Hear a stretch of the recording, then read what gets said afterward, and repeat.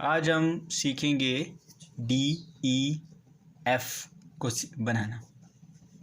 सबसे पहले डी को देख लेते हैं। डी के लिए भी आप वैसे ही मूवमेंट, मैं कई मरतबा बता चुका हूँ कि ये मूवमेंट आपकी एबीसी के अंदर बहुत ज़्यादा इम्पोर्टेंट है, इसको सीखिए। डी बनाने के लिए सबसे पहले आप ऐसे इसको मूवमेंट बनाएंगे, उसके बाद यहाँ से मूव करते हुए इसको ऐसे लेकर जाएंगे, ये आपका डी बन गया। इसी तरह अगर आप थोड़ी सी और चेंजिंग करना चाहते हैं इसके अंदर तो आप ऐसे भी कर सकते हैं डी को। इसके अलावा एक और तरीका है डी को लिखने का, आप ये कर सकते हैं, इस तरह भी डी को लिखा जा सकता है। अब ई कैसे लिखेंगे? दो तरीके हैं ई को लिखने के।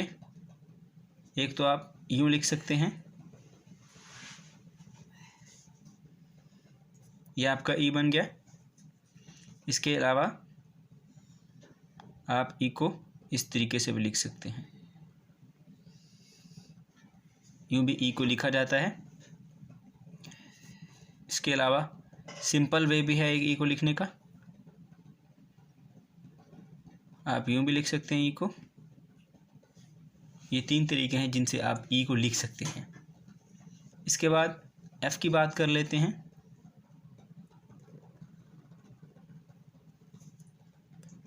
एफ़ को आप इस तरह बनाएंगे, ऐसे।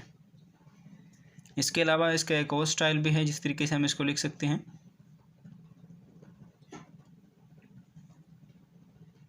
इस तरह जिस तरह हमने ए को बनाया था पहले पिछली क्लास में, इसी तरह ये, और ये आपके पास एफ बन गया। और सिंपल करना चाहते हैं इसको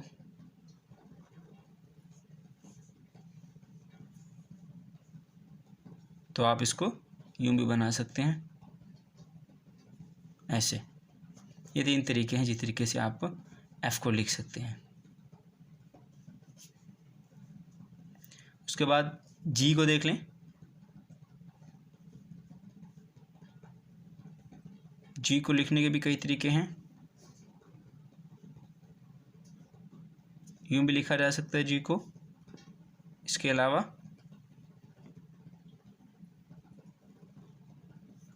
यूं जी को लिखा जा सकता है,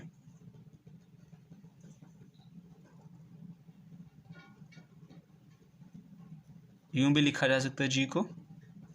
ये दो तरीके, तीन तरीके थे जिस तरीके से हम जी को लिख सकते हैं।